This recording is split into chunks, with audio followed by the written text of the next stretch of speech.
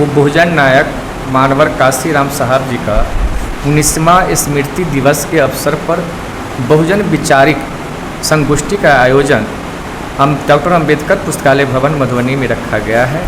और इनका मात्र हम लोगों का उद्देश्य है कि मधुबनी जिला में जो हमारे बहुजन महानायकों के द्वारा जो आइडियोलॉजी हमारे लोगों के लिए दिया गया है, उस आइडियोलॉजी को, उस विचारधारा को और मानवर काशीराम साहब के द्वारा जो कृतित्व और व्यक्तित्व है, उसको वैचारिक रूप से एक दूसरे के बीच आदान प्रदान करने का यह कार्यक्रम है। कहाँ से लोग आज ये कार्यक्रम में आए?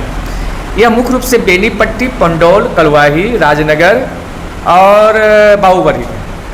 इस तरीके का प्रोग्राम लगातार होता रहता है या पहली बार हुआ? नहीं, इस तरह का प्रोग्राम जिला में प्रायः प्रखंडों में होता ही आ रहा है। अभी आदर्श आचार संहिता के कारण हमारे लोग थोड़ा सहमे हुए हैं या किसी कारणवश नहीं कर रहे हैं, इसके लिए नहीं हो पाया। जिला में कहीं कहीं और होता होगा, होता ही रहता है। अच्छा, ये बताइए काशीराम जी का जो है समाज के लिए क्या क्या योगदान रहा है?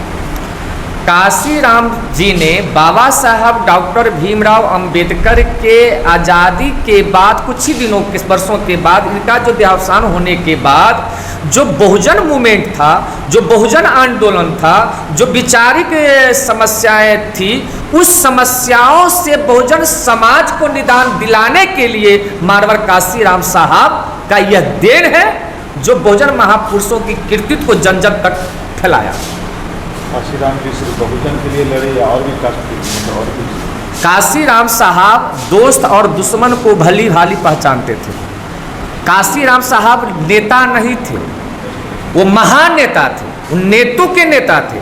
तो काशीराम साहब का स्पष्ट कहना था, बहुजन हिताय बहुजन सुखाय।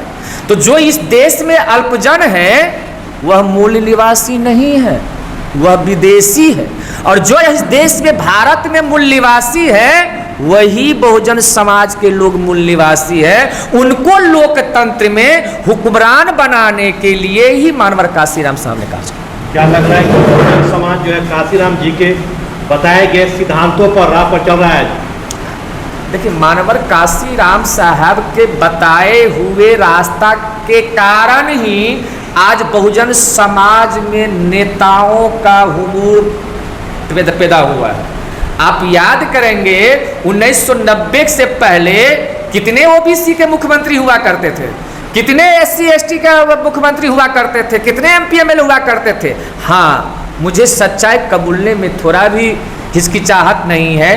पूना पैक्ट के बाद हमारे समाज में जो 131 एमपी एमएलए बनते हैं, जो रिजर्वेशन सीट है, वो राजनीतिक शासक जातियों के भरिए और दलाल बन गए। ये काशीराम साहब का कहना था। वो राजनीतिक आज़ादी अभी तक प्राप्त नहीं कर पाए।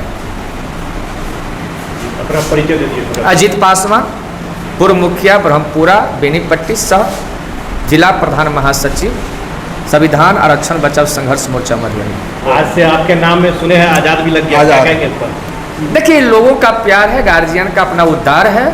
लोग यदि जिला का बहुत बहुमत से कोई चीज़ सिद्ध होता है। हम लोग तांत्रिक पद्धति से संघर्ष कर रहे हैं, अपने लोगों को जगा रहे हैं।